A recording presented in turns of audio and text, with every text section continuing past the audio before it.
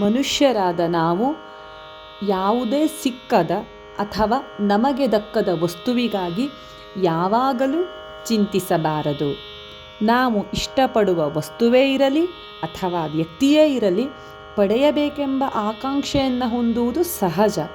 ಪ್ರಾಮಾಣಿಕ ಪ್ರಯತ್ನವನ್ನು ಮಾಡಿಯೂ ಕೂಡ ನಮಗೆ ದೊರಕದೇ ಇದ್ದಲ್ಲಿ ಅಥವಾ ಸಿಕ್ಕರೂ ಕೂಡ ನಮಗೆ ಬೇಕಾದಂತಹ ರೀತಿಯಲ್ಲಿ ಉಪಯೋಗಕ್ಕೆ ಬಾರದೇ ಇದ್ದಲ್ಲಿ ನಕ್ಕು ಬಿಡಿ. ಆ ವ್ಯಕ್ತಿಯೇ ಇರಲಿ ವಸ್ತುವೇ ಇರಲಿ ಖುಷಿಯಿಂದ ಬಿಟ್ಟುಕೊಟ್ಟು ನೀವು ಮುಂದಕ್ಕೆ ಸಾಗಿ. ಅದುವೇ ನಿಜವಾದ ತ್ಯಾಗ. ಹಾಗಿದ್ರೆ ತ್ಯಾಗ ಅಂದರೆ ಏನು?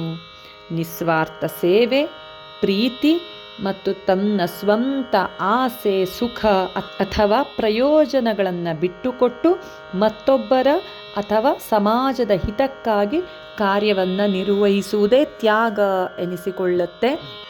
ತ್ಯಾಗ ನಮ್ಮ ಜೀವನಕ್ಕೆ ಒಂದು ಅರ್ಥವನ್ನು ನೀಡುತ್ತೆ.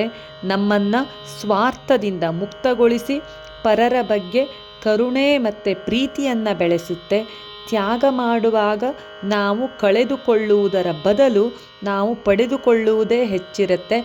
ಉದಾಹರಣೆಗೆ, ಒಂದು ತಾಯಿ ತನ್ನ ಎಲ್ಲ ಆಸೆ ಆಕಾಂಕ್ಷೆಗಳನ್ನು ಬದಿಗಿಟ್ಟು ಮಗುವಿನ ಬೆಳವಣಿಗೆಗೋಸ್ಕರ, ಮಗುವಿನ ಉದ್ಧಾರಕ್ಕೋಸ್ಕರ, ಮಗುವಿನ ಉನ್ನತಿಗೋಸ್ಕರ ತನ್ನ ಎಲ್ಲ ಸಮಯವನ್ನು ಮಗುವಿಗಾಗಿ ಧಾರೆ ಎರೆಯುತ್ತಾಳೆ.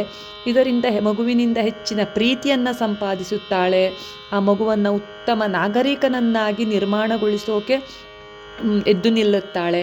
ಹಾಗಾಗಿ ತಾಯಿಯ ತ್ಯಾಗ ಮಗುವಿಗೋಸ್ಕರ ಅಥವಾ ಮಗುವಿನ ಬೆಳವಣಿಗೆಯಲ್ಲಿ ತಾಯಿಯ ತ್ಯಾಗ ತುಂಬ ಮಹತ್ವದ್ದಾಗಿದೆ. ಇದರಿಂದ ಆತ್ಮಗೌರವ, ಸಂತೃಪ್ತಿ, ಆಳವಾದ ಮಾನವೀಯ ಬಾಂಧವ್ಯಗಳೂ ಸಿಗುತ್ತೆ. ಹಿಂದಿ ಭಾಷೆಯಲ್ಲಿ ಒಂದು ಸುಂದರವಾದ ವಾಕ್ಯವಿದೆ, ಜೋ ಭಾಗ್ಯ ಮೇ ಹೈ ವಹ ಭಾಗ್ಕರ್ ಭಿ ಆಯೇಗಾ, ಜೋ ನಹಿ ಹೈ ವಹ ಆಕರ್ ಭಿ ಭಾಗ್ ಜಾಯೇಗಾ ಅಂತ.